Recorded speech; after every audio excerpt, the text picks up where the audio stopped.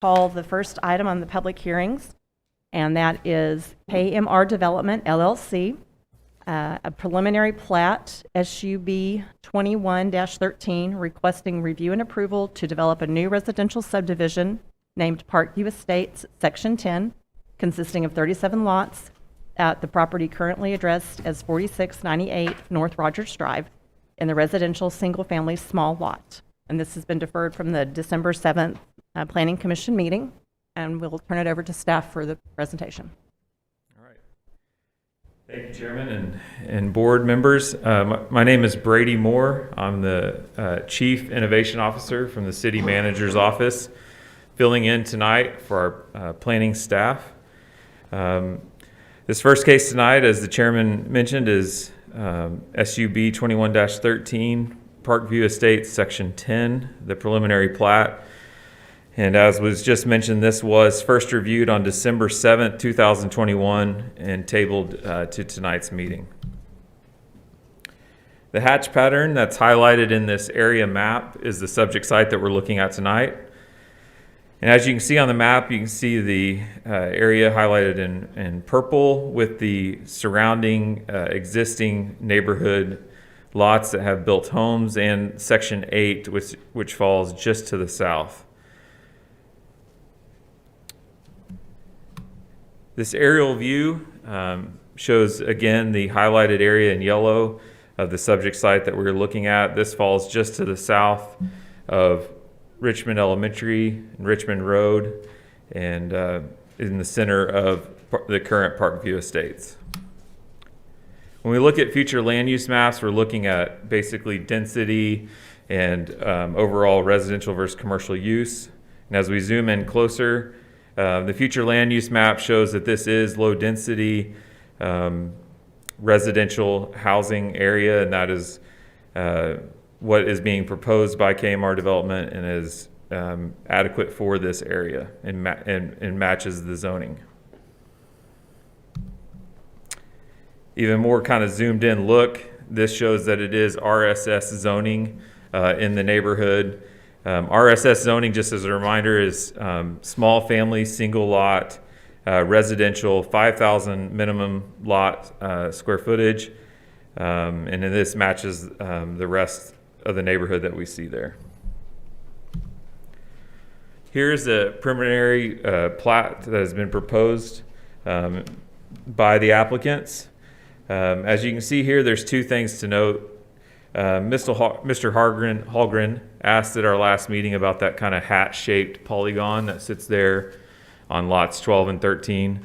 That was brought before City Council last night as an old existing right-of-way from an old plat that we found from the early 70s, and that was closed by council at last night's meeting. One other note to make on this plat, as it was mentioned in the previous Planning Commission meeting on December 7th, is lot 14 in block 2. It is a lot that is looking for a variance request. That letter was submitted in the packet to you by the developers, and that is again for the variance to the minimum frontage, the 25-foot, the 50-foot requirement on frontage. This lot is 25. And if there's any questions, just to let you know who we have here in the room tonight. We have members of our staff. We have a couple of members from engineering, one from community development. Again, myself can try to answer any questions. We have our legal team, and then from the applicants team, we have a representative from the developer. We have as well as their engineer and their attorney. So with that, I'll ask, do you have any initial questions of staff? I have a question. Yes, sir. It says it's preliminary plat, so that implies future steps. Could you briefly state what the future steps would be that would have to be done? Yeah, I'll leave that to Beth Ann and the legal team. And again, I thank you for your patience. I'm from the city manager's office, filling in for a very depleted planning staff. Thank you.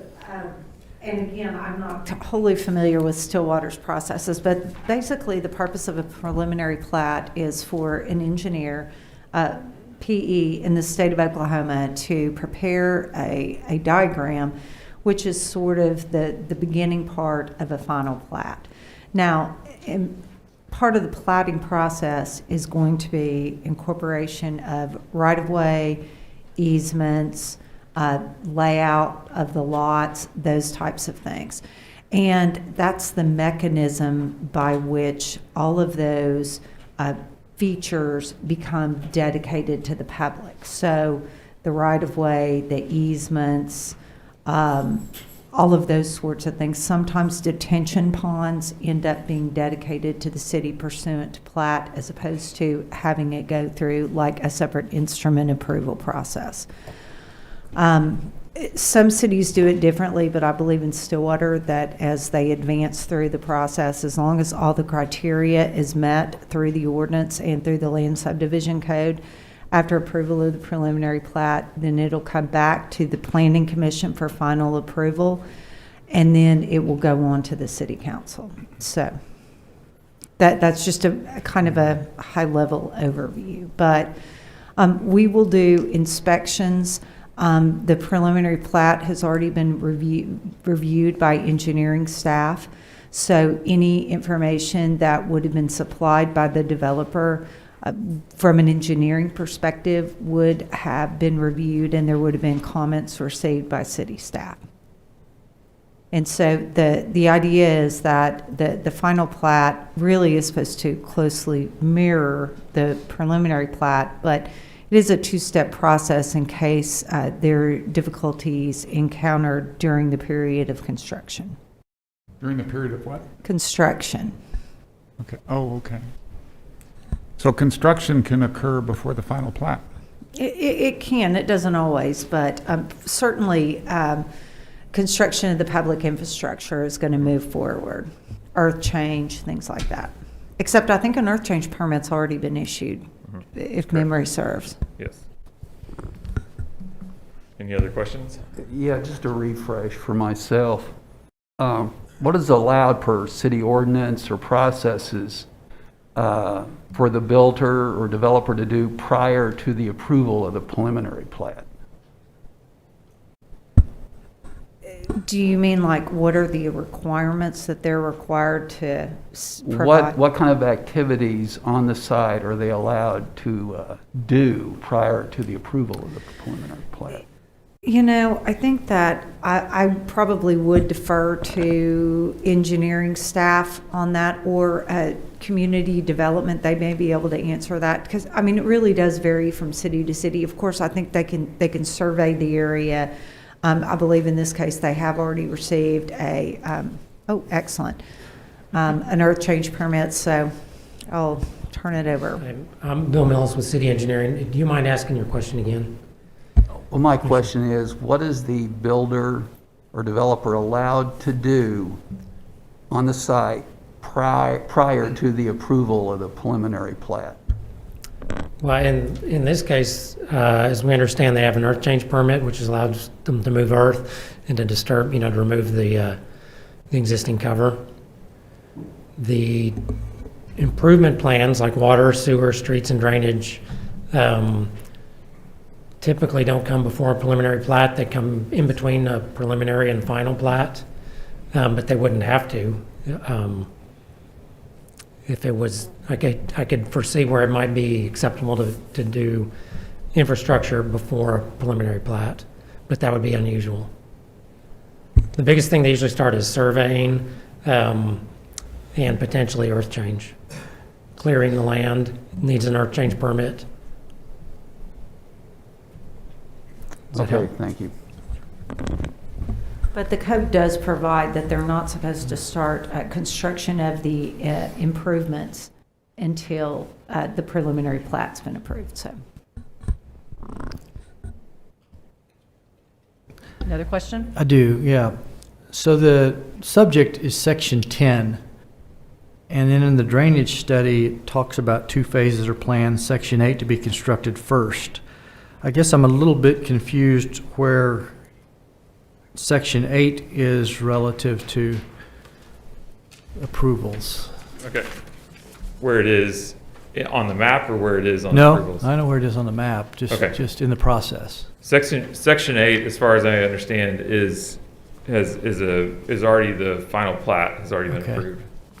Or the preliminary, this stage of section 8 is already completed. Okay, And the applicant, being that he now owns both sections, is got the earth change permit for both to correct the water issues and start planning for the development. But as Bill Millis just mentioned from engineering, the improvements, what we call improvements, is like the city drain or the sewer, the water, the utilities. Those things are not approved to be installed until once this process of the preliminary plat is approved. okay, thank you. Yep. Other questions? Okay. All right. Seeing none, we will ask if the applicant or their representative would like to address the commission. Good evening, ladies and gentlemen. Josh Powers, 216 West 6th Avenue. I'd like to answer some more about this platting, what's going on, so you better understand it. So we do a preliminary plat to come to you guys to approve that we are meeting all city standards, codes, setbacks, easements, all those things. It gives the city staff time to say, hey, we need more easement here, we need more easement there, you're missing a setback here, you meet all of the code requirements, sizes, lot configuration, whatever those might be. Once we get through the preliminary plat phase and it's approved here, then we go further on to city council, they approve their preliminary plat, and then we move it to the actual design phase. We submit all the plans to city for their design of the sewer, water, streets, paving, grading, all that stuff. Once we get that approved, then they can start construction. Then the final plat is filed after all of the utilities infrastructure is installed. We cannot file a final plat until the infrastructure is installed. So that's kind of the process of all this. You guys are here today to approve the preliminary plat, that it meets the code and we meet all the setbacks, the zoning, all those things. That's what we're here today to discuss. Not HOA, not the drainage, all that stuff. But I will answer some questions on Section 8. Section 8 final plat was filed in 2007. It's been sitting there dormant for that long. So for Jimbo to come in, Kmart to come in and develop Section 8, we were required to do new drainage plans and show that the grading, drainage, and all that was up to date. So we had to supply new engineering plans for the whole Section 8.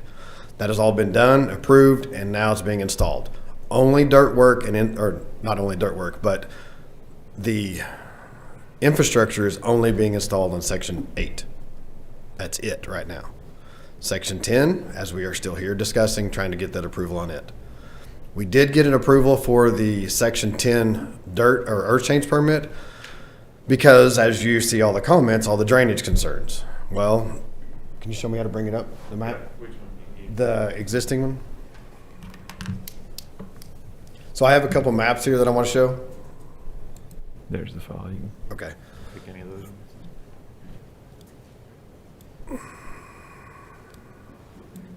So the first map what I want to show is the existing topographic survey that does not show Section 10 or Section 8 on it.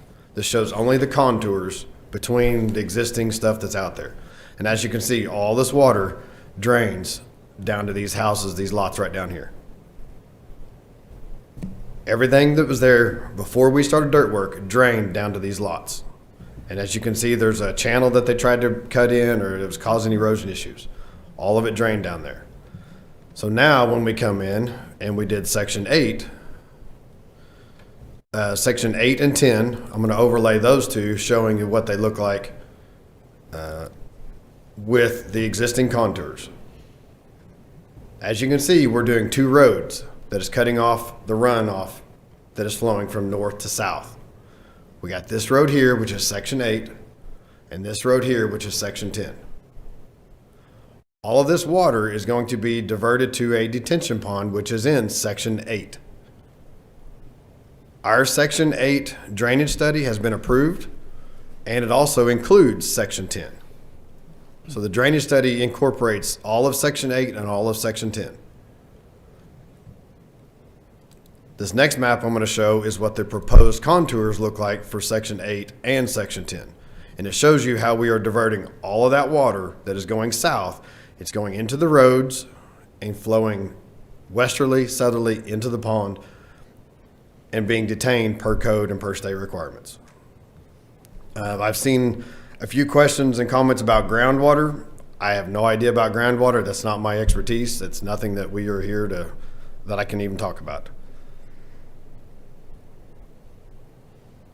Any other questions you guys may have? And we also have Mr. Bartley here to discuss the HOA, if that is something you want to discuss or not.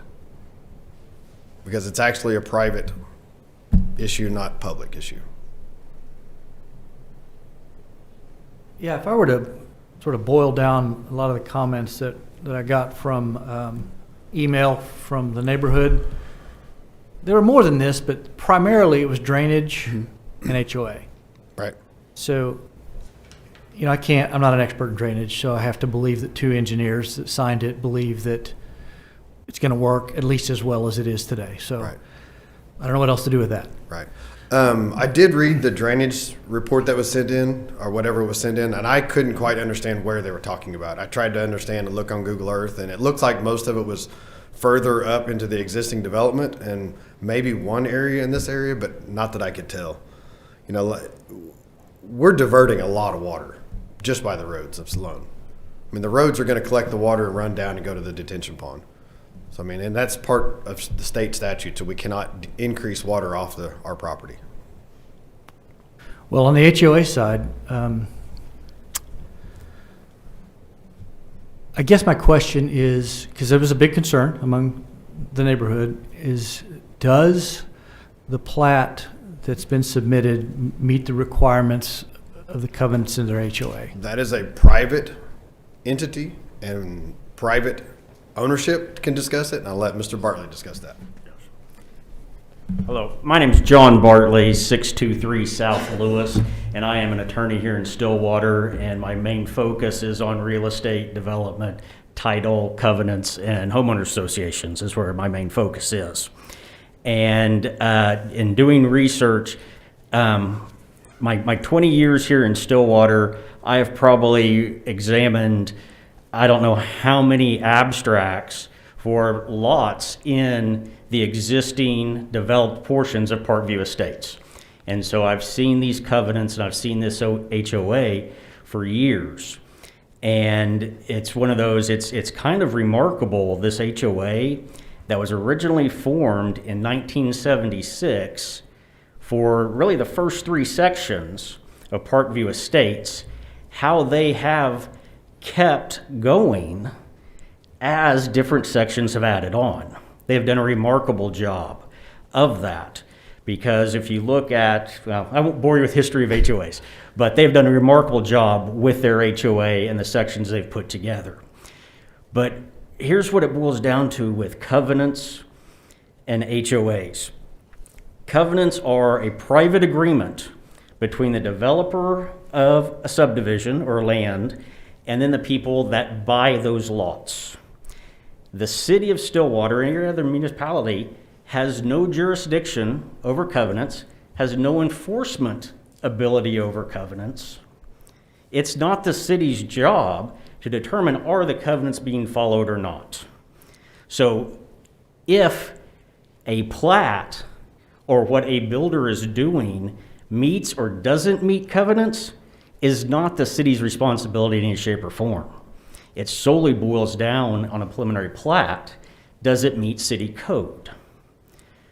So we shouldn't even be discussing if the covenants are being violated or not in connection with this preliminary plat. But with that said, I know we need to. Here's what it boils down to with these covenants.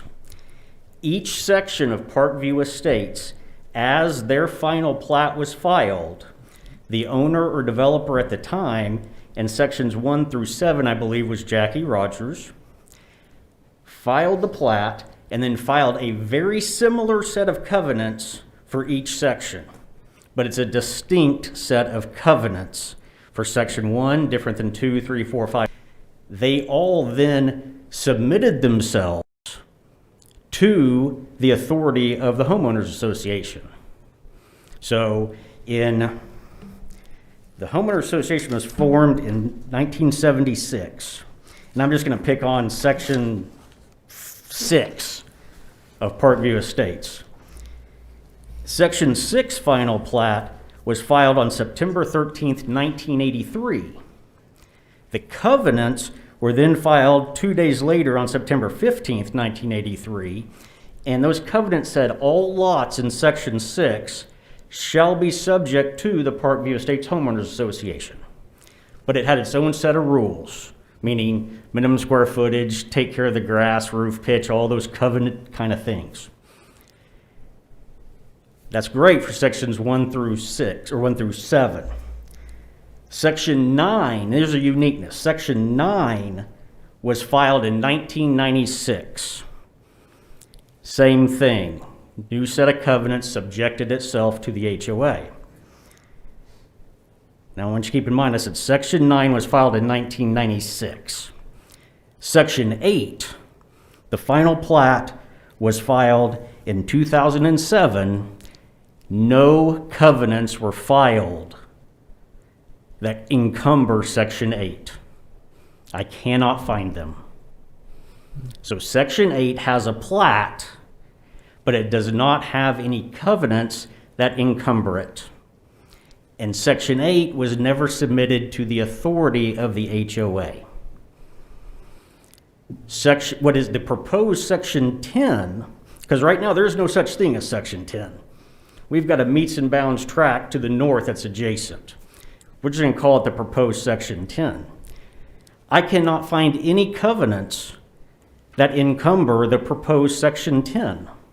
And I can find no documents that subject the land that is the proposed Section 10 to the HOA's authority. So, what we're sitting here looking at is we've got 2 tracts of land. One is platted as Section 8, one is unplatted but proposed to be Section 10 that right now today do not have covenants that encumber or restrict them.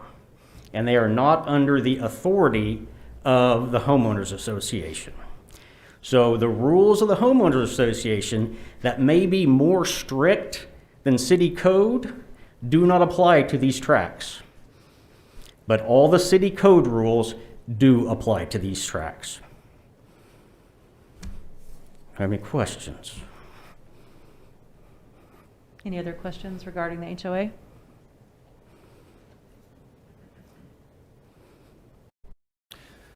Well, I don't know if it's a question so much as several of the homeowners reference the HOA, and probably they don't have the background that you just shared, or, certainly the legal definitions of how it works, me either for that matter. But one of the concerns was that it's being marketed as an active HOA within walking distance to Richmond Elementary. And so it's sort of like, on the sales side, we want to claim the HOA, but we don't want to be subject to any of the covenants that we believe affect this neighborhood. Right. So it seems like it's got to be one or the other. And I agree with you. I do agree with you. The difference is that the established rules for sections 1 through 7 and 9, those rules are not already on section 8 and 10. The parties could sit down, discuss what they would like to do together, and come up with a plan to either bring in section 8 to the HOA and section 10 to the HOA or not. Again, it's private parties needing to decide, do they want to all work together or not? And so that's what those parties need to do. And again, doesn't have anything to do with whether the drawing that's in front of you all tonight meets city code or not. But I agree with you, they need to make a decision. It's just right now, those rules are not legally enforceable on these lots. One thing that I did see in some of the comments, and I do understand from the HOA's perspective, is the minimum square footage conversation. Well, a lot of certain dimensions, and we can point to Section 8 that's already been approved. It's been on file for 14 years.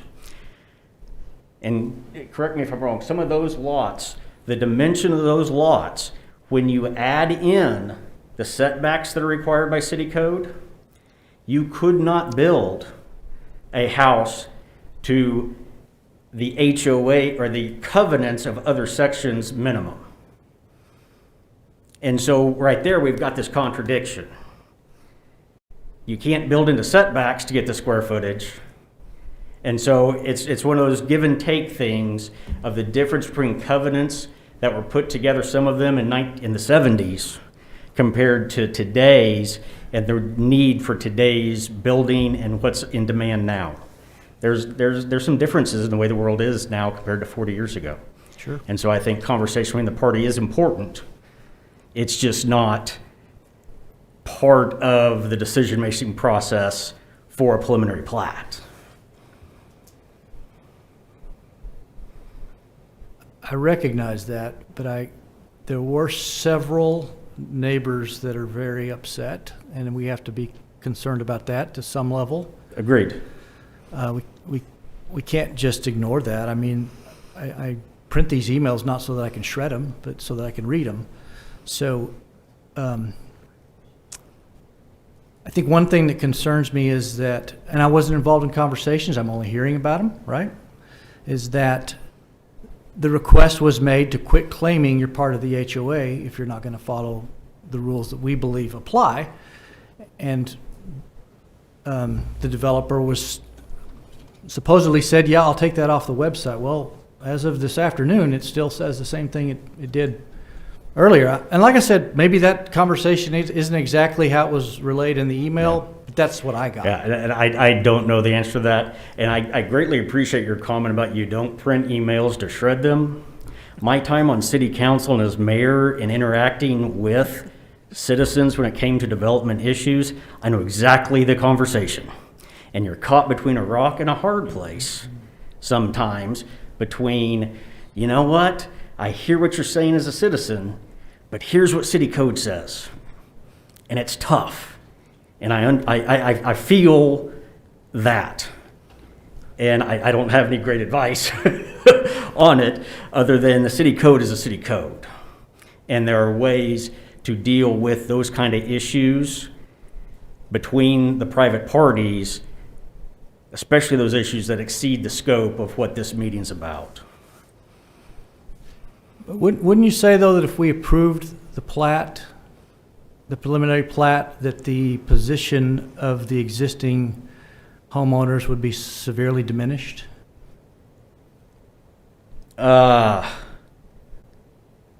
Yes and no, depending on which part of the conversation you want to look at. I think your approval of the preliminary plat that allows the design work to actually begin and then the installation of the improvements leads to the difference between drawing something on paper and putting a shovel in the ground. And the final plat, while often very, very similar, there are quite often nuanced differences between the two, because when you get out there and you see that there's a difference between what looking at it versus actually digging in it do, you could have some differences in the final plat. The end result is this property and this preliminary plat, this is the natural flow of things. We're not going to be able to get there until the preliminary plat's approved. Okay. Questions? Any other questions for Mr. Bartley? Thank you. Josh, I did have one more question I wanted to ask you about drainage. So as you're talking about the drainage coming off of the existing to the north, and it's coming across this and it's hitting the street, and I'm sorry, I don't recall the name of the street that we're talking about. Got lots of pieces of paper up here. Is it that street right there? Greenvale. Yes. Okay. So you're talking about what sheet draining now is going to sheet drain from the backs of those homes. They'll sheet drain across these lots, and then whatever development happens on the lot will then take it into the gutter, curb and gutter, and go into the drainage area that will be, and I believe it's like kind of the lower left-hand corner Right of what here, we're like yes. right there. Okay. Just Yeah. wanted to And we've clarify. actually moved the high point over here. It was further to the west, and we've moved it east, so there's less water coming down this way now. Okay. So we're sending more water to the west, down to the detention. So it has more distance to go and slow Yep. down. Yep.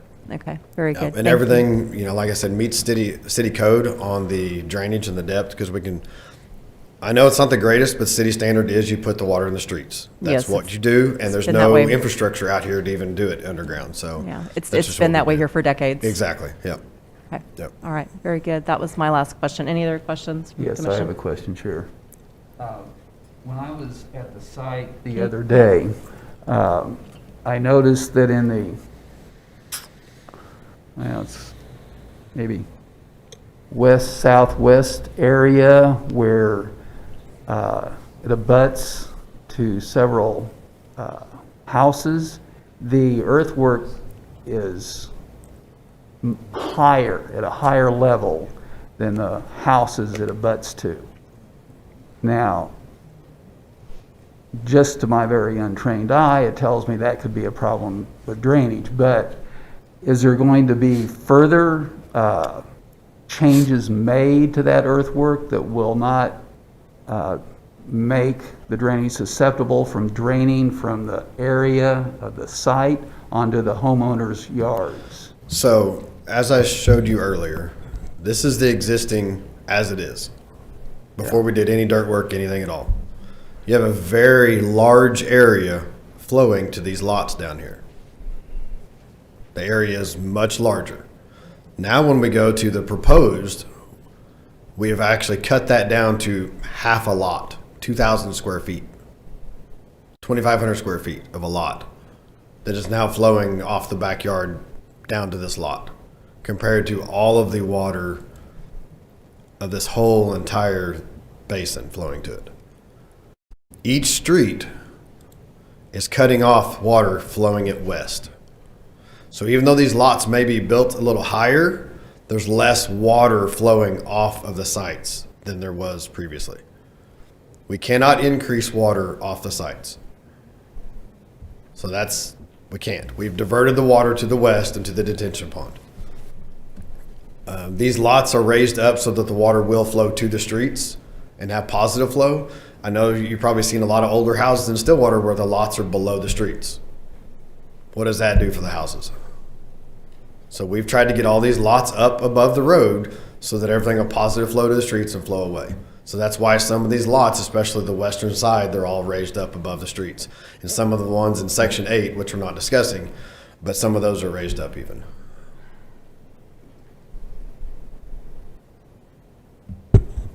Okay, thank you. Thank you. Anything else? Yeah, I don't understand how a detention pond works. What, you guys talk about it going into there, then what? Is it? Okay, so rainfall is based on time. We have a time delay factor. It rains for 24 hours, 5 minutes, 30 minutes, whatever. Well, we put a structure in the detention ponds that holds water back based on a time delay. So we know that a pipe will flow a certain amount of water at certain heights. So we can run it through our programs and say that during this time event, we will let out X amount of water out of that pipe. So we know that, let's say, I'm gonna make numbers up here because I don't know them definite, I haven't, but let's say out this southwest corner here, it's flowing 5 cubic feet a second before construction. We cannot allow any more water than 5 cubic feet per second to come off that site. So we design pipes or a structure, whatever it may be, that will hold the water back and let out only 5 feet per second.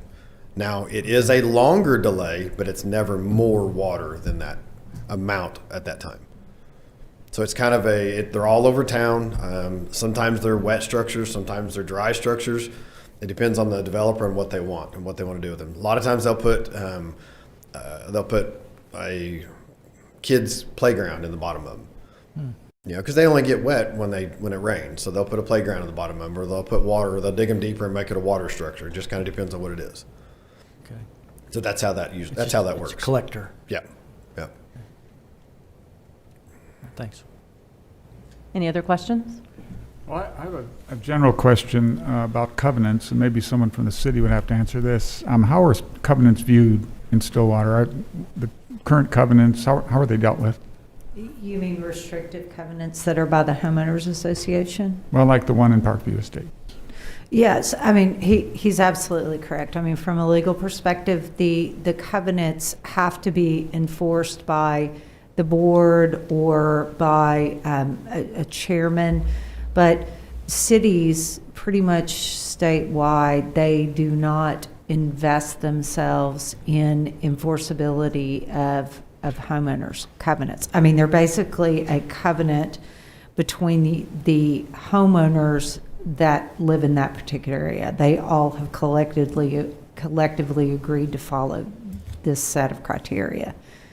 So now it can be a being. I mean, if there was like a nuisance action or something, it's possible that the homeowners association could bring a suit, but I mean, the city never acts in the stead of the homeowners association. Thank you. Any other questions for applicant? Okay. All right. At this time, we'll open the public hearing.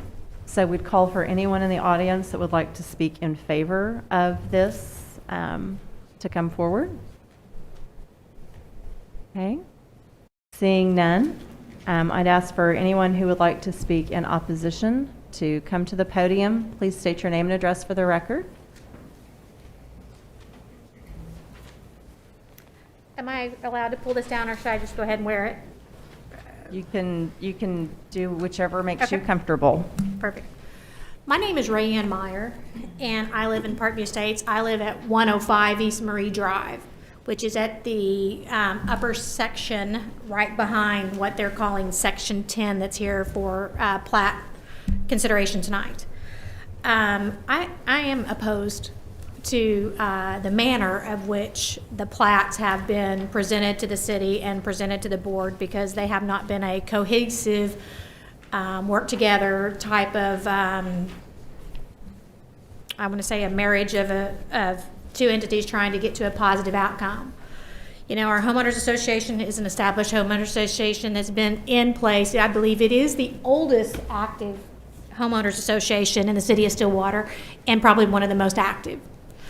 I do understand what Mr. Bartley did say when he was probably able to pull the records from the plats, because he has access to it, because he's an attorney and he owns a community escrow and title.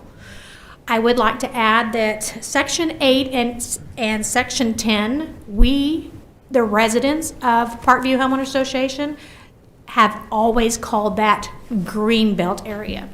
Back in, and I'm assuming Dolores can tell you the actual dates. Back several years ago, I'm going to say 1996, 1997, Mr. Wells purchased that Greenbelt area from the Homeowners Association. At that time, he did plat out Lot 8, and it was approved apparently by the city. However, it was never approved and presented to the Homeowners Association of Parkview. It's a mystery to us how the city approved something that the Homeowners Association never got the opportunity to look at and approve, which is clearly a violation of our Homeowners Association covenants. I have gone out and, without just looking, because I'm not an attorney and I don't have all the resources that Mr. Bartley does, but I've gone out on the city's website and I have pulled every plat at Parkview. And if you will look at the plat, and if you'd like to have a copy of each one of these, it is clearly defined on the plat up in one of the left-hand or right-hand corners. It actually states that those plats are part of the Homeowners Association and are absolutely 100% subject to the restrictive covenants of the Homeowners Association. And those Homeowners Association covenants, I believe you probably have all gone out and read. You know, it kind of behooves me. I mean, I've been in real estate a long time myself. I've been a mortgage lender, and I'm currently do big community development projects for the bank I'm working for. It behooves me how a plat can be approved by the city level when it does set in a homeowners association and it clearly is defined by a restrictive covenants. We have 52 residents out there. I guarantee you all 150 or 252 of us are paying homeowners associations, and if we violate a covenant, we get told about that. So how all of a sudden are we gone from being a governed homeowners association with rules and regulations that we all follow? We all feel protective. We pay into that idea that we have purchased our property and protected by a homeowners association.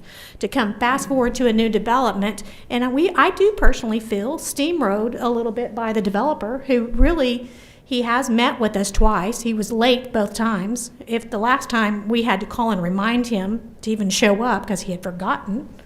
So, I feel like we're a little bit forgotten, and he's kind of bulldogging through the whole process without giving us any type of consideration or actually meeting us halfway at the table. We're not completely terrible people. We are not completely opposed to new development. We are opposed to development when it doesn't comply with what we have all been living with since we purchased our property there and since we've been living there. That's just common sense. If somebody comes in and one day you have a ginormous green belt where you have deer and turkey and wildlife, and the next day you walk out there and there's a buzzsaw cutting down and chainsawing down all your trees that you've lived around with for 25 years, and not one person came and rang a doorbell or told us, hey, I'm the new developer, I'm going to be making some change, here's the plat, is there any concerns? It's almost like he has no consideration for the people who have been there for many, many years. Like I said, this is my second house in Parkview Estates. I've been there since 1992. I have backed up to that green belt area. That green belt area has always been defined as a green belt. The lower level, which is Lot 8, yeah, we understand it has been platted and been approved, but again, it was never approved by the board, so we're not sure how that happened. Ms. Meyer, you're at your limit of 5 minutes. Thank you. I do have one question. Yes, I want to ma'am. clarify I'd a love comment to. that you made. You stated that at some point in the past that the homeowners association had sold this green belt to another entity. It was sold to Henry Wells, Okay. to which So he the was homeowners supposed to plat. association at one point in time did own this property and sold it. Yes, they did. They Okay. sold it as with the covenants that he was going to get the plat, get it approved by the homeowners association for future development. And after the sale went through, it's my understanding that the lines of communication for most of the, especially Section 10, went cold because he did not follow through with everything he did. I don't know if it was a money issue or exactly what it was. I can't speak to that, but I know that Thank it you for wasn't done. answering my question. Thank you, Clarification. Jan. Thank you. Appreciate it. Okay. This time we'd ask if there are other individuals that would like to speak in opposition.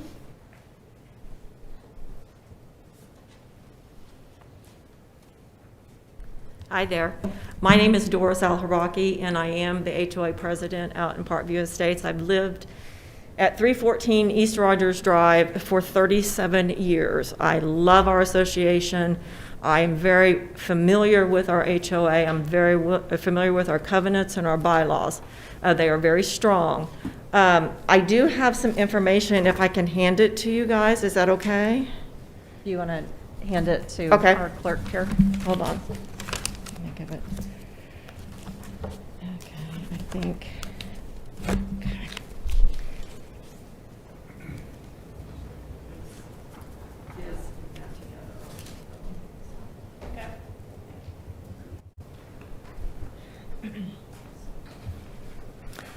On the front page is our current board, just to let you know, and all of our emails. We have a very strong board, and some of them are here tonight. I do want to also say that we have many people who would have liked to have been here tonight, but because of the COVID numbers, they declined because they don't want to risk their health. Of course, I was one of those that I did test negative today, so I was able to join you guys. I also have included a better printout of our covenants that you guys can have, but if you flip on through to that to the this little yellow map, I want to show you I want to clarify that every one of these homes have little names written on them. And that was done back in 1987. And my name is on here too. We are people. We are people that live out in Parkview Estates. And we have families. My daughters were raised out there. Now I'm raising my grandchildren. I'm not opposed to KMR or Freedom Homes developing out there. What I am opposed to is his lack of communication with the HOA. He came in, he just started bulldozing, as Rayanne said, and I reached out to him because I had watched your last meeting where you had told him to meet with the homeowners association. I reached out to him.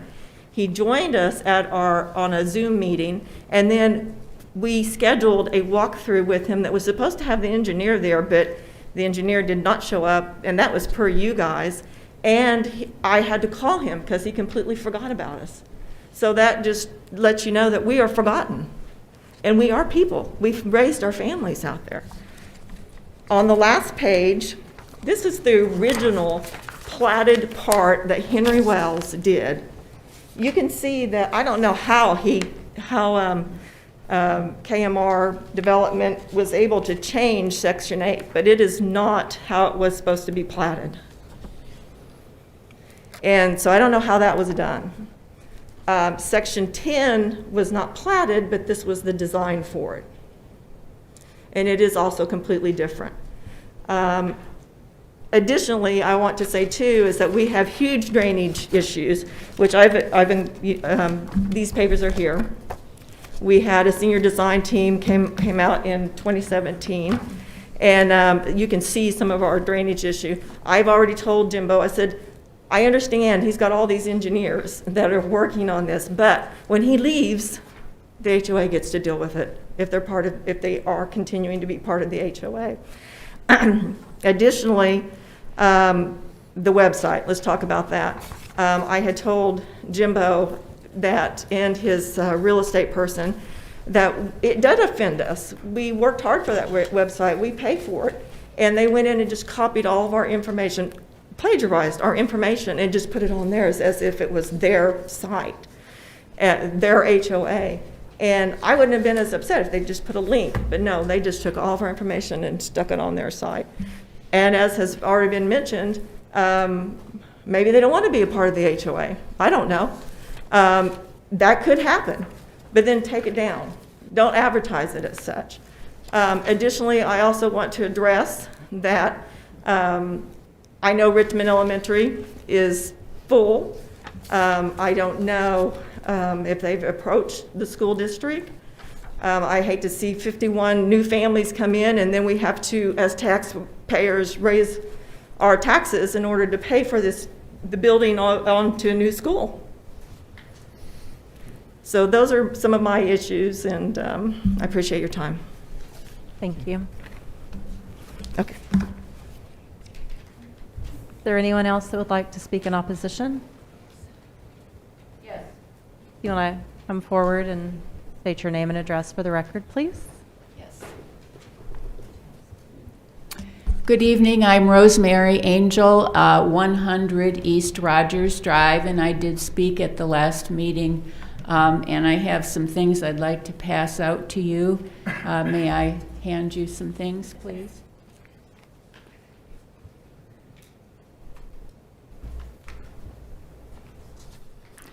One of the things that I had referred to last time, and I'm bringing that up again, is the drainage issue. And so that's why when you get this little packet, you'll see some things there that explain the concerns. On the first page, I put that in because I know last time we had some of these funny looking maps that you couldn't read very well because they're reduced down so much. So this one just actually kind of shows you what our community looks like and all the streets there. And in the middle, you can see kind of that plain area, and that's that section 10. And then where you see under that, it says East Rogers Court, that's that section 8. I had mentioned before about the drainage issue, and So what I did walk up that property with Jimbo, and he explained a lot of things about the way they were going to plan the drainage, and so that was very helpful to me. This weekend, if you look at the second page, I just went out and did some measuring and used a really good twine that surveyors use to find level, and I have some line levels and everything. So if you look on the right side, you'll see my house, and I want to tell you none of this is to scale. And so I went to where I have my fence post, and from there I walked out to the edge, the inside edge of the utility easement for the houses that are going to be in Section 8. And the distance from the height from my post to that area was 28 inches. In other words, that area of their easement is 28 inches higher than my yard. I then went out a little further, about 30 feet or so, onto the raised part where Jimbo said that's the area that they've already surfaced. That will be the actual area of surface. And that area is 36 inches higher than my property.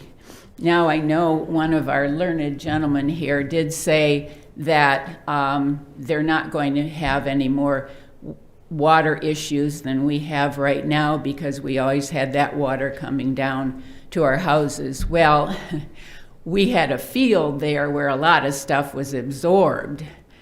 There's not going to be a field. There's going to be concrete roads, concrete driveways, roof of houses, any sheds they might have, patios. There's going to be about 70% of that land covered in impermeable surfaces. So his plan doesn't make any sense. And so I want you to look at the next part of the packet. It'll be this thing with the colored stuff. If you want to look, if you want to look at that. And this is Section 8, the colored part. And what I've done is put little pink marks where the houses will be, and then arrows showing the way water would flow. Jimbo explained that in the front yards of the houses, he's going to have from the house down to the street, sloped down. In the back, they're going to slope down the lots also. Well, if you take a look now, follow the arrows. I know it's a little hard to see them, but it sends water to other houses, not to any drainage area. My house is where the little yellow part is at the bottom. It'll drain right to my house. There is no area. If you look at all these houses, all these little blocks here, squares and so on, are houses. I just didn't put all the houses in. But all of those are going to be absorbing the water from this project. I just think the drainage is not done properly. I'm not an engineer, but I do know water does not run up. It runs down, and it's running down to our homes. Thank you, Ms. Angel. Thank Time's you. up. I appreciate your time, and I do appreciate all your efforts. Thank you so much. Is there anyone else tonight that would like to speak in opposition of the item?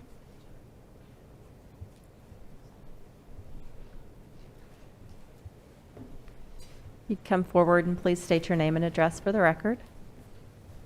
I'm Cindy Penny, and I live at 116 East Rogers Drive, which is just about 4 houses down from her house. And my house does back up to the Section 8. And I've lived in Parkview Estates for 25 years, more than 25 years. And we have had water in our home several times. We've done sculpting of our landscaping to keep it away from our house. But the property behind us that is being improved right now is higher than our backyard and our house. So again, I'm just not sure what's going to happen to that water and to our home. I am not opposed to construction in our neighborhood and adding more homes. I just want our homes to be protected. Thank you. Thank you. Is there anyone else present this evening that would like to speak in opposition? Yes, please come forward. Hi, my name is Jackie Hainan, and I live at 200 East Marie Drive. This may not be relevant, but I believe it is because it shows the trusting factor of our neighborhood and the developer. I have a question for you. Is this our city attorney sitting next to you? I'm special counsel, but yes, I advise the planning commission. Are you? I am not acting- I'm not the city attorney or the interim city attorney. I'm under contract with the city of Stillwater to handle conflict matters as well as advise community development. Okay. Is that helpful?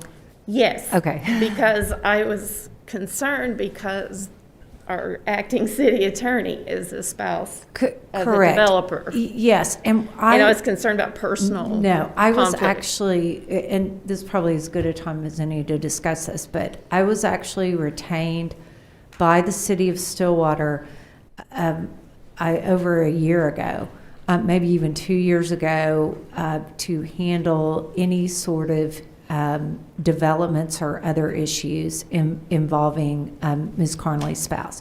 So I don't report to her. I don't discuss anything having to do this with her. I work directly with staff, and so I serve strictly as conflict counsel. So she is not at all involved in this. I exercise my own independent judgment based upon my years of practice. Thank you. Appreciate it. Thank you both. Thank you. Anyone else present this evening that would like to speak in opposition?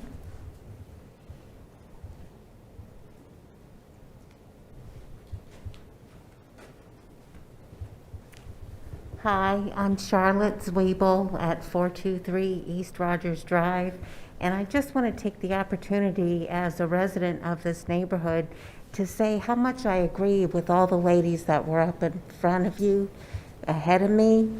I do understand their worries about the drainage, which has been an ongoing problem, so I do understand their opposition to that.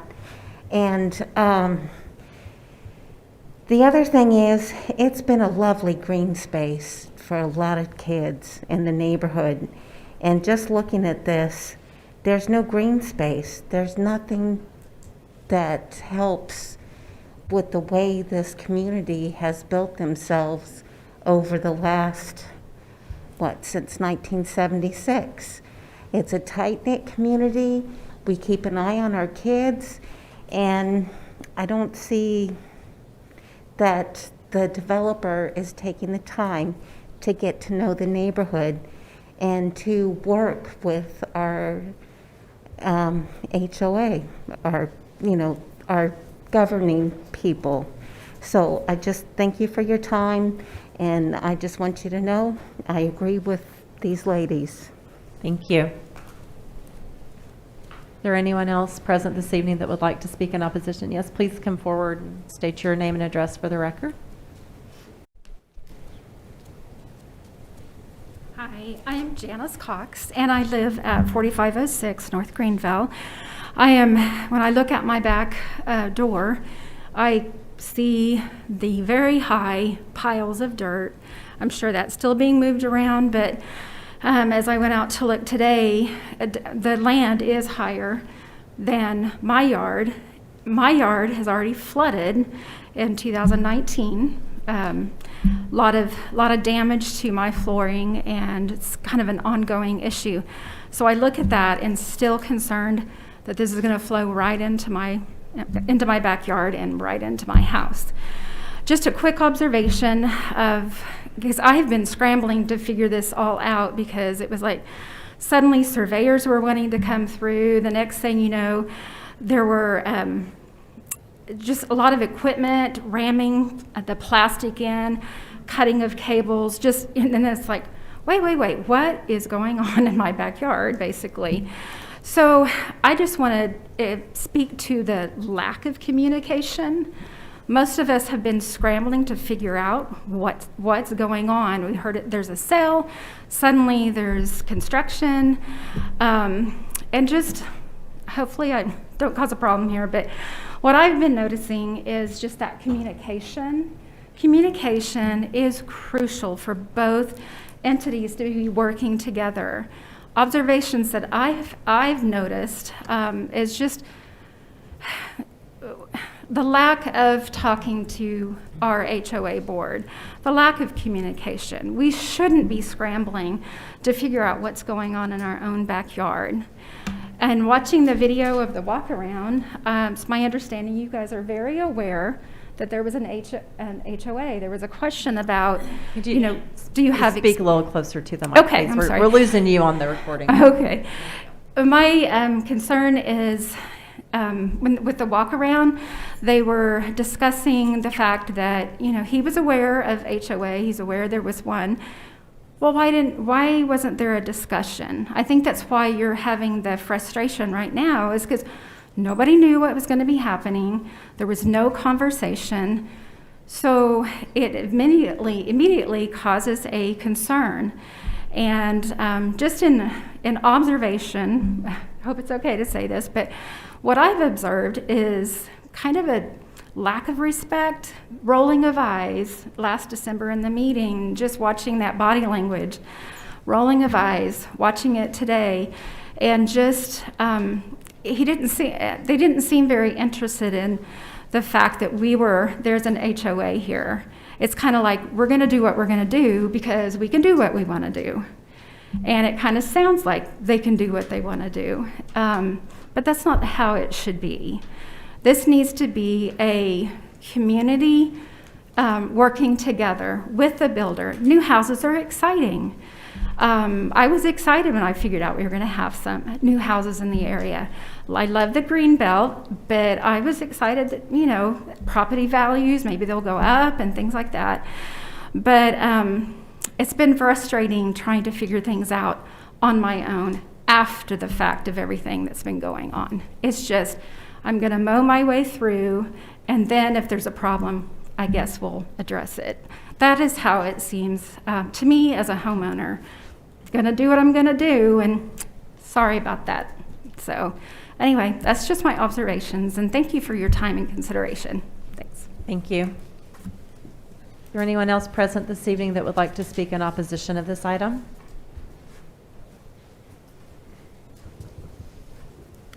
Hello, my name is Julia Ray. I live at 4719 North Britton Drive. I do not abut the area, so my concern, unfortunately, I guess it's not of the drainage, though it is a concern because they're my friends and my neighbors. But the biggest concern for me is that I have children who walk to school. We have a very busy little neighborhood and lots of cars and things, and I think we described at the last meeting an Autobahn. And so there's some concern that there will be more traffic coming off of that. And I do know, when we spoke with Jimbo, he was very clear that the city has to approve any kind of speed bumps or anything like that, and that he really has no control over that, and I do understand that. So the number of houses and the number of lots that are put in there, that would be the concern, because that increases the number of cars. He can't control what the city is in charge of as far as stop signs, speed bumps, that sort of thing. And then also where it comes off onto Greenvale, I don't live in that area either. However, I have drove down in there because we have other people that we go and visit. And we're a family neighborhood, lots of teenagers, lots of extra cars. I have 2 teenagers, I have extra cars at my house. So we have to park on the street. And And so currently, it's very difficult for emergency vehicles to get down there as it is. And so my concern by increasing that traffic in that area as well, that could be a concern, and that's not addressed in any of the reports. The traffic flow has not been, and pardon my lack of understanding whether that's your a part of the platting or not, but that is a concern that we have. I have personally, for the safety of my children and others in the neighborhood. Thank you. Thank you. Anyone else present this evening that would like to speak in opposition of this item?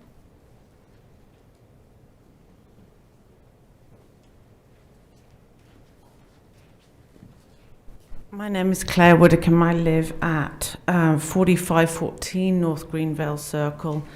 I noticed that during work being done over the last month or so, my internet was I don't know what you call the apparatus in the yard, but it was ripped out. A lot of us, I think, were without internet for a while, and I do a lot of work from home.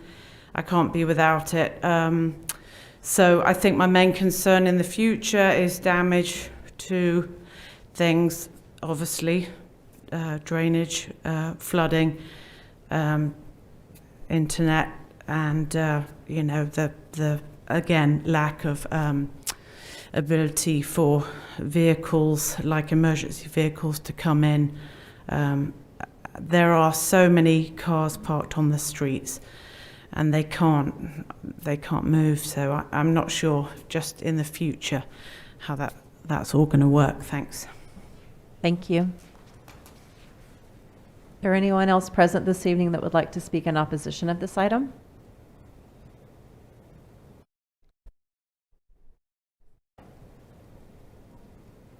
Okay, seeing none, we'll close the public hearing and,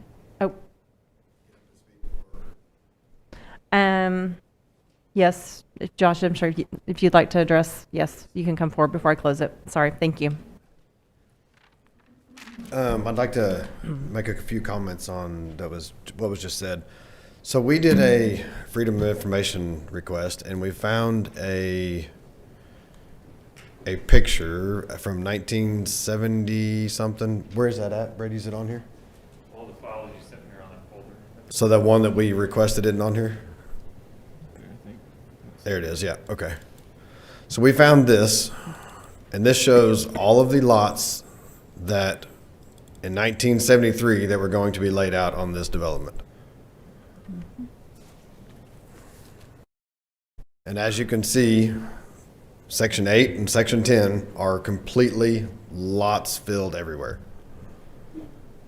No greenbelt area anywhere. There's nothing on the plats that is actually of legal record calling them greenbelt or anything. This is the entire Parkview area that is showing lots all over it. The drainage on the lots, as I expressed earlier, we are decreasing the size of the drainage. I don't even tell you how much. We're going from acres to like thousands of square feet, 5,000 square feet or less coming off each lot. So there's a considerable amount of area coming off those lots, which is a lot less water. I'm sure Jimbo, when the lots actually get graded after the houses will go in, half the lot will go to the front and half of it will go to the back, or it'll drain more to the front, depending on how the lots are graded. That'll all meet city standard and code also. All streets have to meet city standard and code. The width, everything about them, the slope, all the way about them. The traffic, as you can see, was considered in 1970. The RSS zoning considers all the traffic, so that's part of what you guys are here to approve, the zoning and the setbacks and all those things. Another thing that I want to express is that we apologize for any miscommunication that has happened, but we also feel that that miscommunication shouldn't hinder the process of being approved and what your job here is tonight. Thank you. Question? Yes. From what you show, it seems like, and it doesn't really show up in the plat that well, but Greenvale will continue then. There's a Greenvale that already exists that will connect up with the new street in Block 10. Is that correct?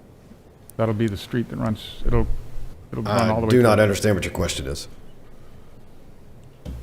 Commissioner a Holgren, street- you're asking about the connection, Right. where the roads are going to be connecting in the Right. proposed plat? In this 1973 No, plat, or well, you're going to put in a street called Rogers, right? Actually in Block 8. Okay, you're going to put a street in Block 10, and I guess on the plat it shows it as Greendale. Is that right? Greenvale. And that Greenvale will join up and go through the current existing Greenvale Street. where it dead ends over here to the east that you can see right currently here? dead ends, and Right the plat as it's shown now seems to imply that it will no longer dead end, that it will That's connect through correct, there. yes, That's yes, right? yes. So the drainage some of that drainage then is going to go down Greenvale. Some will go into your retaining pond, and some is going to go down Greenvale. There's already water going down Greenvale Right. as it's designed. Yep. And per this drawing here, Mm. it was going to go down Greenvale. Right. So we are just continuing in what that was originally designed.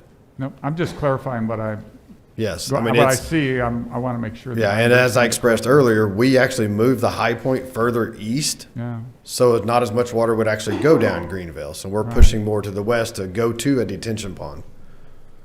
No, I understand. I was just trying to clarify it. Actually Yeah. speaking, it makes it a little bit more clear. The map that you got, that you showed at first. This one, sir? Yeah, who created that map? Do you have any idea? No, I guess history to it, because the lady sitting there, the nice lady was asking too. So, do you remember the little hat-shaped polygon that you asked about at the last meeting? Right. The right-of-way closing that went to Yeah. council last night. Right. So, since I'm filling in, since we have no planners right now, I wanted to know, why was this little piece of right-of-way out in the middle of a green field? And the mayor happened to ask last night, and while Bill Millis was upstairs, we were trying to discover, where did this hat, I wanted to be prepared for last night's city council meeting. This little, as you can see my mouse, we found this map upstairs in the archives. I don't know where they are, Bill found it. And it was this little stub out that was actually going out on a street to the golf course, which wasn't a golf course in 1973 or early 70s. So they somehow, there was a right-of-way dedicated out in the middle of this field. And so anyway, Josh was the applicant for that right-of-way, and he was here last night and saw this drawing that we found. So this picture. And so who did the map? Oh, Bill, do you have a copy of it? The engineers are, here, we can zoom in, look. Oh. Grab my hand and draw up. Phillips and Strong Engineering Co. So. Well, I mean, do they have something to do with the HOA, or a name doesn't tell me much. What do they do? What are they there for? Why did they do it?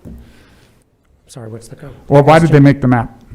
This map I found, so there's files from back in the day for different subdivisions and developments, and there's different files for sections 1 through 7 of Parkview Estates. Okay. This was in the file for section 1, and it appears to precede the final plat for section 1. Section 1 was very small, and this said on it on the top, preliminary plat for Parkview Estates.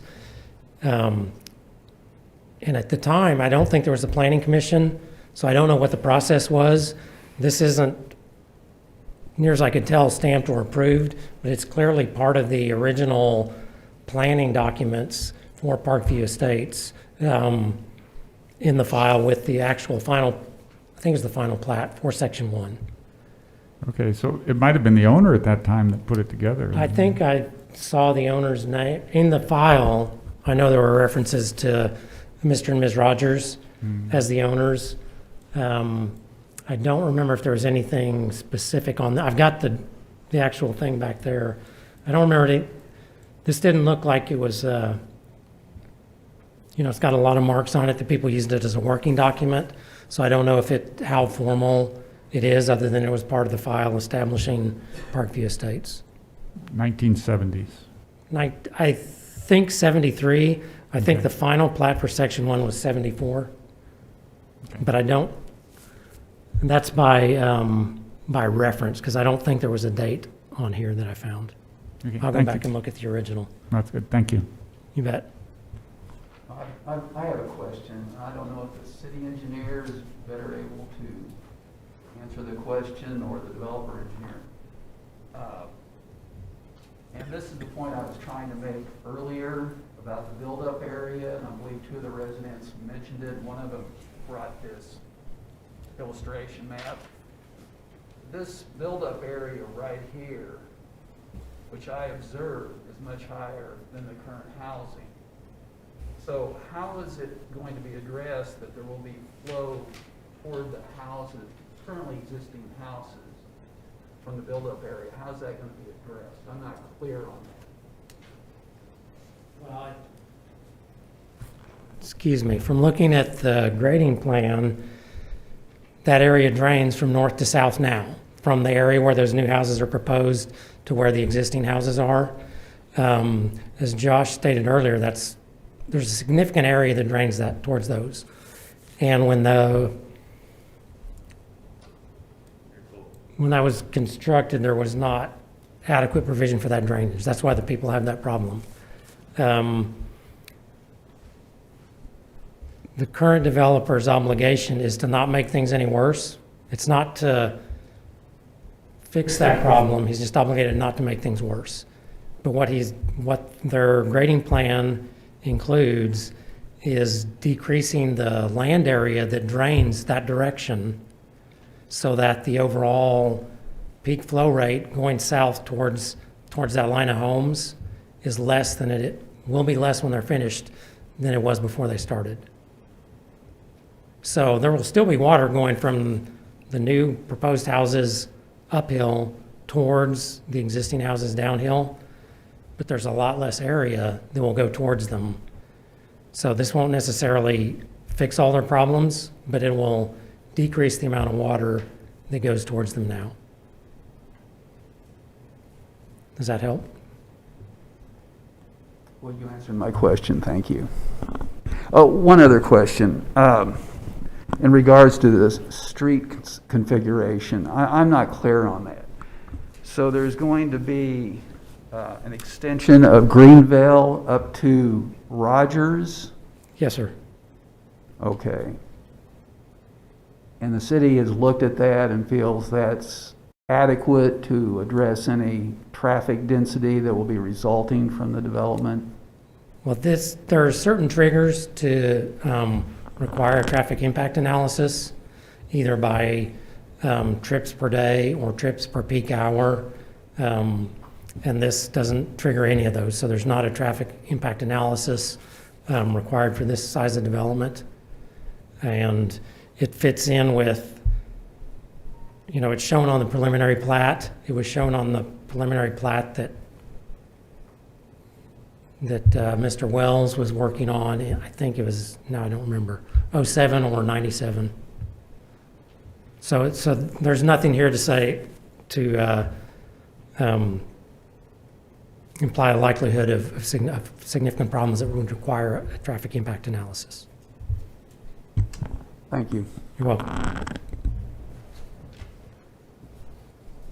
Any other questions, commissioners? Okay.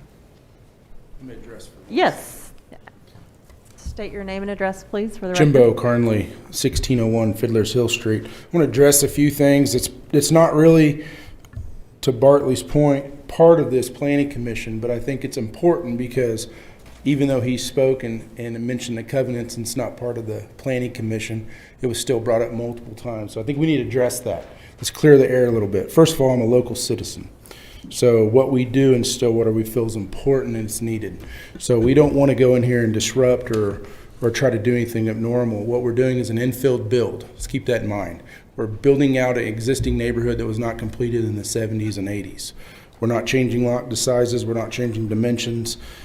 Matter of fact, our layout that we have that you've seen from the plat from 1970 and the existing, what we proposed, the only thing that we've changed is a drainage study, which per DEQ is required, which was not required back in the 70s and 80s. So We did have to change a few little things, but from the lot dimension, sizing, streets, it connects. I mean, it's a very easy plan development, and it should be a pretty simple task. We're connecting sewer and water from A to B. We're not adding anything or disrupting anything.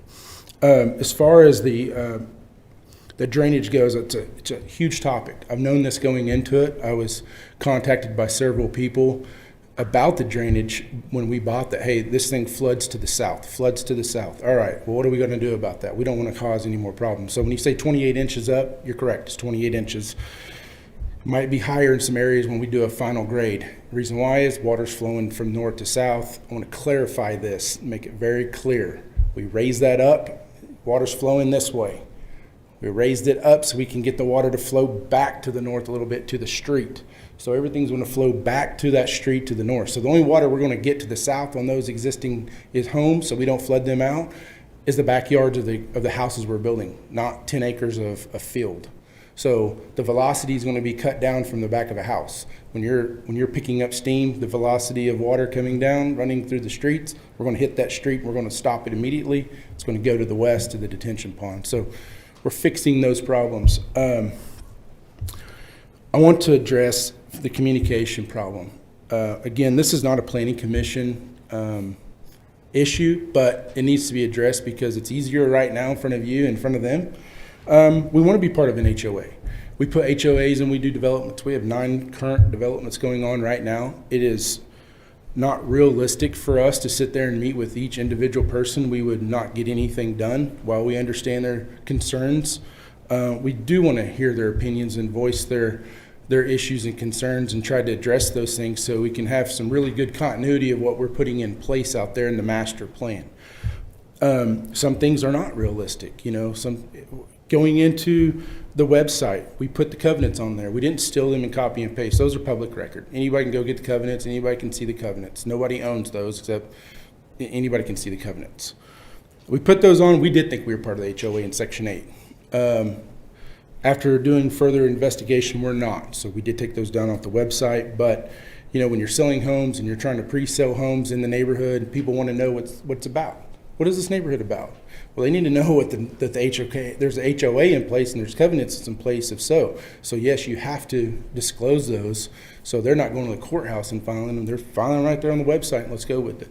So that's the explanation for that. It's very simple. There's nothing fictitious about that whatsoever. Phone's always on. If somebody needs to call me, they can pick up the phone. I answer. We are very busy. But we're there. I drive by every day to make sure our progress is going in the right manner. I want to address something that that needs to be addressed as well. This is doing a lot of these. This is a preliminary plat. It's very simple. Does it meet the city code, the standards, the drainage? Does it meet the next step for us to move forward with progress? That's a yes or no. If it does, we move forward. It has to come back to you guys for the next approval, and then it has to go to city council. So this isn't the last stop. There's many, many stops, and we have to do what we say we're going to do. And then along the way, just so we're clear, we not only have our engineer, we have to approve this with the city engineer. From that point, it has to go to DEQ. It has not been mentioned yet. DEQ has to approve all these plans, which is the state. So they have to approve water, sewer, and drainage. So there's 3 sets of eyes on this thing to make sure that it's done properly. And our goal is to make sure it's done correctly. We want to provide a good product for the city of Stillwater and provide the need. Again, we do want to put something in the HOA. We want to work with them on the HOA. And I think that's another discussion privately between us to work with that has nothing to do with this matter. So, but just want you to know and clarify a few of those questions that I might have. Any questions for me? Any questions for the applicant? Yeah, I have a question. I know it's not our purview to assess the level of communication, but since it's been brought up by many people, including you, I would like to know what was done in order to gain the support, the cooperation of the persons living, the 250 residents living in Parkview Estates. 250 feet? 250 people or 250 homes plus or minus a couple, in Parkview Estates currently. What did we Each do one of those prior? houses has a family in it. Absolutely. Okay, put it different. What was done in order to gain the cooperation, the participation, of the homeowners association in Parkview Estate? Well, really nothing, because we weren't changing anything. So if we were going in there and building a different PUD, or we're putting in multifamily or changing it from a single family to multifamily or apartments, or we want to do something totally off the cuff, then absolutely you have to sit down and make sure everybody's on board. But what we're doing is an infill build. We took a final plat that was approved in 2007, and we did not change that or deviate it, and we're just building homes. So it's really no different than having a single family lot that would be next to you that nobody's built on in the history of time, and they just come in there and file a building permit. I mean, they don't necessarily have to knock on the door and say, hey, I'm gonna build a house next door. But yes, I am your new neighbor, but by the way, we're building a house next door. So it sounds like you didn't do anything. we didn't. We didn't change anything. That's enough. That's right. I understand. One thing I might point out, because in this, there seems to be a lot of confusion between Block 8 and Block 10. And much of the things that you've said and some of the opposition statements were about Block 8. Mhm. And that doesn't regard us tonight. Block 8 doesn't affect, we're dealing with Block 10. It doesn't, but it does, because everybody's drainage concern is due to Section 8. Right, but still, that's Correct. Absolutely. That's not in the decision tonight. That's right. It's Block 8, or Block 10 that we're dealing with. Much of the comments, including the ones you made, dealt with Block 8. Absolutely. That's a done deal. Yep. We totally agree. Any other questions for the applicant regarding the item under consideration?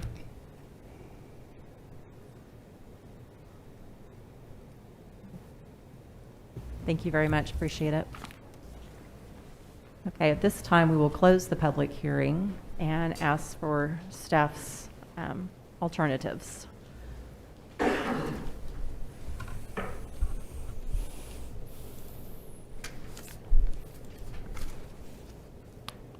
Did you ask for alternatives? I'm sorry. Do you want the findings? Yes, the findings, please. I'll repeat them again. It's fine. It's kind of a legal thing we need to state again.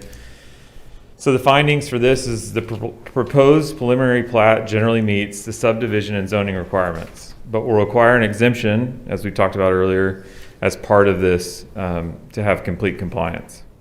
Subdivisions over 30 lots are required by code to provide 2 points of access to the development, which we have here. The C3 plan, their comprehensive plan, recommends low-density residential, as I mentioned earlier.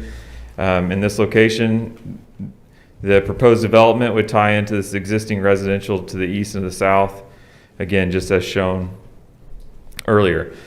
And then lastly, the proposed density is in alignment with the residential single small family lot zoning requirements, RSS zoning. So alternatives. You can accept the findings and approve the proposed preliminary plat as presented. You can approve the proposed preliminary plat with conditions noting what conditions should be met for the approval of the final plat. Reject the findings and deny the proposed preliminary plat as presented. Or you can find that additional information and discussion is needed prior to making a decision and table the request to a certain date, noting that action must be taken within 60 days of the first public hearing, which was, as I mentioned earlier, December 7th. Thank you. I have a couple of things that I would like to mention just because of the way the code is written, but I do have a question for Mr. Bartley, if I could. I pulled up in Payne County Land Records, and of course you're the title attorney, not me, but I just wanted to make sure that there weren't any deed restrictions with regard to the 8 or 10. And I'm assuming there weren't any, but did you check specifically for that? Good question. I did not see any deed restrictions that affected either tract. Okay, thank you. So a couple of things that I would like to remind you. As is the case with any time you review a preliminary plat, If you all elect to deny the preliminary plat, you must state reasons why. And the reasons why must point directly to the comprehensive plan or the regulations. And I mention this because this is a little bit different than other municipalities and how they operate. I mean, you actually have specific provisions in the code which set forth if you elect to deny it, you have to state the reasons and you have to point to portions of the comp plan or other Stillwater regulations. Additionally, the code requires that the applicant be provided in writing the reasons why. And so after you complete your discussion, I will probably be a little bit more involved in terms of making recommendations for any motions that you all deem appropriate. It struck me as interesting when I first started doing work for development services, because these particular provisions, usually those are something that you would see in enforcement of like the Telecommunications Act for like construction of cell towers or something like this. So it is a little bit unusual, but nonetheless, it is the provision of the code that was approved by the City Council. One other thing that I will mention is, because I try always to spend a considerable amount of time reading not only the Planning Commission packet materials. I've reviewed all of the information that have been submitted, emails, whatever those are, so that I can give you the best advice that I can. There is a 60-day time limit. If the Planning Commission doesn't take action from, I believe it was December the 7th, you have 60 days to take action on that or it's approved. So, you know, if you decide to table it or you want additional information, it's just really important that you keep that deadline in mind. So I thank you for letting me jump in. Could I have a question, please? What would be that end date for that 60 days? I believe it's going to be around February 5th, if someone wants to somewhere check. around plus or minus February 5th. So we have meetings scheduled for the Planning Commission on January 25th and February 1st. And there is a mechanism by which, if the developer agrees, I believe the code provides that it can be extended. But if they don't agree, then that's, you know, that's a drop dead deadline pursuant to the code. Thank you. Discussion amongst the commissioners? You know, as I looked or wrote down notes as each person in opposition spoke, I guess I tried to capture sort of the essence of what they were concerned about. And I don't know how to argue with drainage when there's a study that shows there's a couple of professional engineers that have signed that, and it's been explained how that's going to work. So I just have to trust that. And the city's reviewed that. And there's a question about the city attorney, which you answered. The traffic was addressed by the city. I mean, internet was cut during construction. You know, that's unfortunate, but that kind of thing happens. So when I mean, to be honest and boil it down, I have nothing to say that would keep me from approving this. I guess probably the biggest overall theme is that the communication was not ideal for the homeowners between them and the developer. And so that's nothing I can fix, really. It's unfortunate. I wish it were better, but it is what it is at this point. So I would agree with all of your assessments, Commissioner. I have a question. At one point, it said that the exemption will require a certain number of votes, but then one of the alternatives was accept the findings and approve the proposed preliminary. Will that cover the exemption, or? There is a variance that's part of the plat, so I might defer to staff and have you point out what the variance is. Sure. And that's also where Beth Ann can help you with the wording on the motion, because it does get a little more complicated when there is a variance in the vote, the 75% vote requirement. So if you, let me zoom in if I can.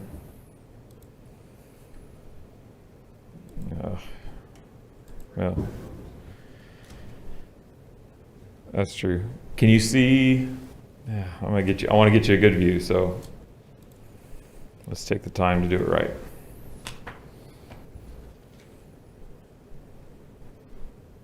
It may be easier for us to see in our packets if we can Yeah. get it zoomed up. It would be, I believe it is it lot 14? Yes, Which is in the yeah, lot northwest 14. quadrant. So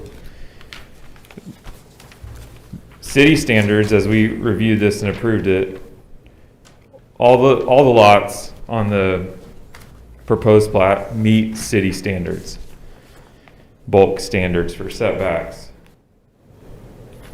and lot widths and all those things. So there's a 50-foot minimum requirement, as I understand it, for street facing. So as you draw a line of the street, there's 50 feet minimum that the lot has to front that street.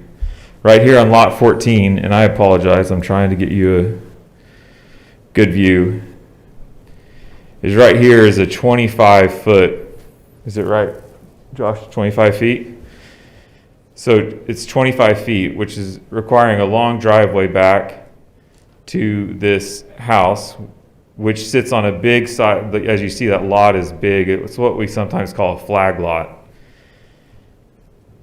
And let me just, in fact, just so it's no words are misspoken here, let me just read you. I think this is the letter that was in your packet. So we'll just go ahead and read it to the group. This is from one of the engineers at USM, Universal Survey and Mapping. Universal Surveying and Mapping requests a variance for section 23-137C. So they're quoting the city ordinance that establishes this minimum lot width of 50 feet for lot 14 of block 2 of Parkview Estates, section 10. The planned houses for this development will be built on a 50 by 50 building pad. The lot in question has a 25-foot wide frontage intended to be a long driveway to lot 14. Lots 14 and 16 are oriented to utilize the buildable area while avoiding large amounts of fill and what would require a 10-foot retaining wall. The dimensions where a house will be built on that lot are more than 50 feet of the 50 feet standard that city requires. The current layout will provide a more gradual slope for those houses' side yards to improve home maintenance tasks.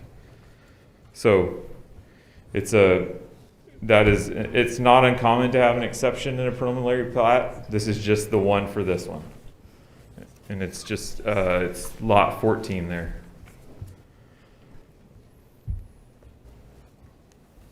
Does that answer your question, Commissioner Holgren? Yes, well, actually not. I mean, we'll just vote. We'll do one vote that would include the exemption then. Yes, I believe we want a motion that would include the exemption. Okay. You can if the one thing that I will say in that regard is that, and this is where things like this get just a little bit tricky.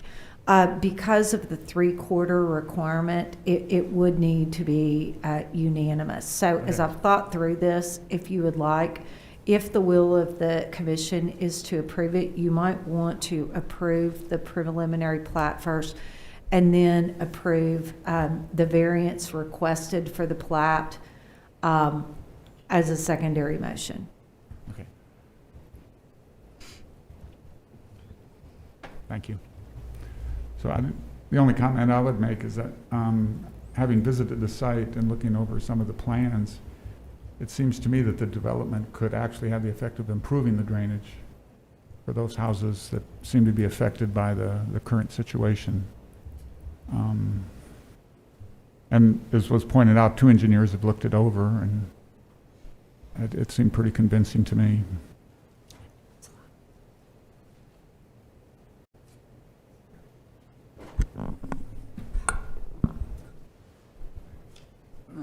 And I agree with Commissioner Halligan. Although when I took a look at the site, I was somewhat skeptical that it would improve the drainage situation. And albeit that city engineering reviewed and approved it, and I understand that based on current information. I'm just saying right now, 30 years from now, there will be major events that will cause problems, but we can't base our decision on speculation. The same goes for traffic. We've had these kind of discussions regarding traffic before. I think oftentimes the bar for doing a traffic study is rather high and not adequate, but again, that's nothing we can do to change that currently. My last comment would be, I think the city's housing stock is inadequate in terms of quantity, but I would like to believe we do, when we add it, when it's added to, it's done with the look to the future, that it's done in a sustainable way. And the last comment would be regarding the developer's attorney saying that no, the city does not have purview over the HOA, any controversy between the HOA and the developer, and that's absolutely correct. However, the old saying goes, there's the law and there's justice. Commissioners, I'd ask if anyone's entertaining a motion.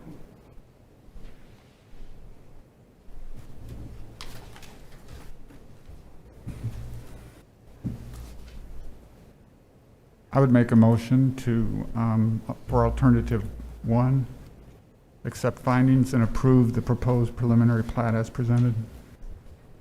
Okay. We have a motion. Do I hear a second? I would second that. Okay, we have a motion and a second to accept findings and approve the proposed preliminary plat as presented.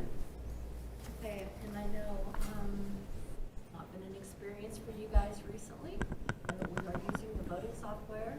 So Okay. when I click start, the buttons will flash. There is one for yes, there is one for no, and there's one for abstain. You ready?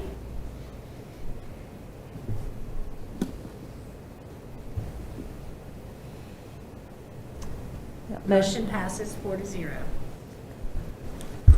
And then the second motion, if you're so inclined, my suggested language might be to approve the variance denoted on the plat for Lot 14. So moved. So we have a motion to approve the variance requested for Lot 14. Do I hear a second? I'll second that. I have a motion and a second. We shall now vote.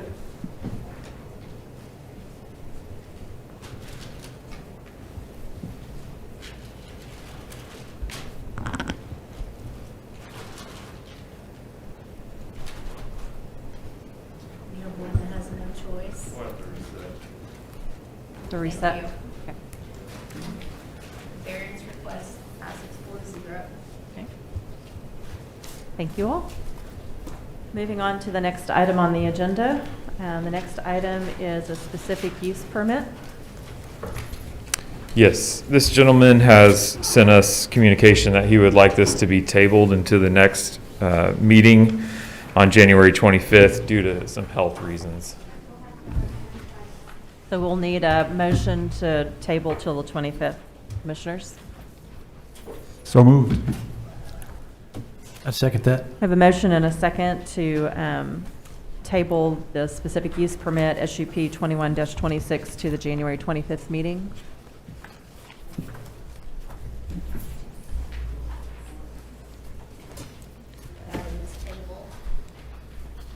Okay.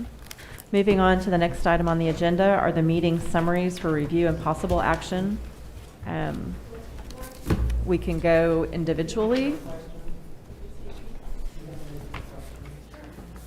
if that pleases the commissioners. First item is the meeting summary of October 5th, 2021.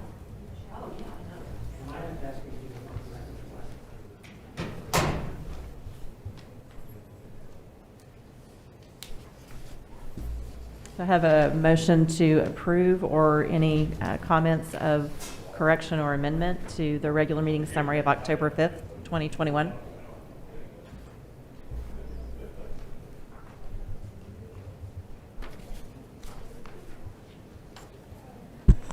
I move we approve. I have a motion. Do I have a second? Second? I have a motion and a second to approve the regular meeting summary of October 5th, 2021 as submitted.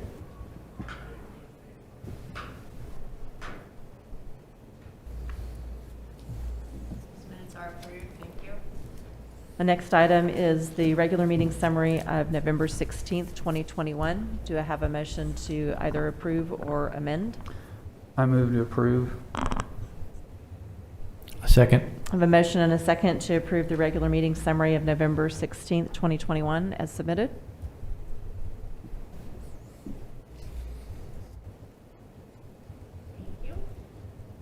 Next item is the regular meeting summary for December 7th, 2021. Do I have a motion to either approve or correct or amend?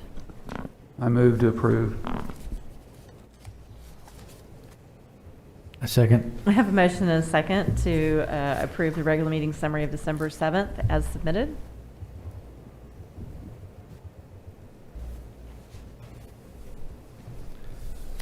Thank you all. All right, the next item on the agenda is miscellaneous items from staff, planning commissioners, or the city attorney for discussion and possible action. You guys did a great job. I mean, for whatever it's worth. I mean, I tell you what, you were thoughtful and articulate, and you know, sometimes, I mean, unfortunately, this job as a planning commissioner isn't about making everyone happy.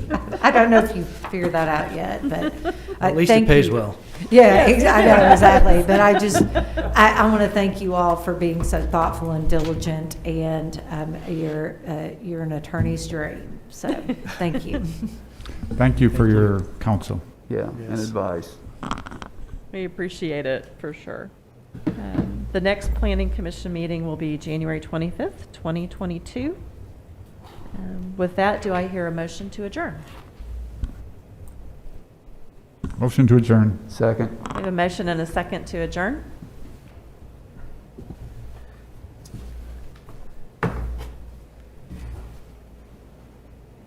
Oh. Happened to me. He wants to stay longer. No.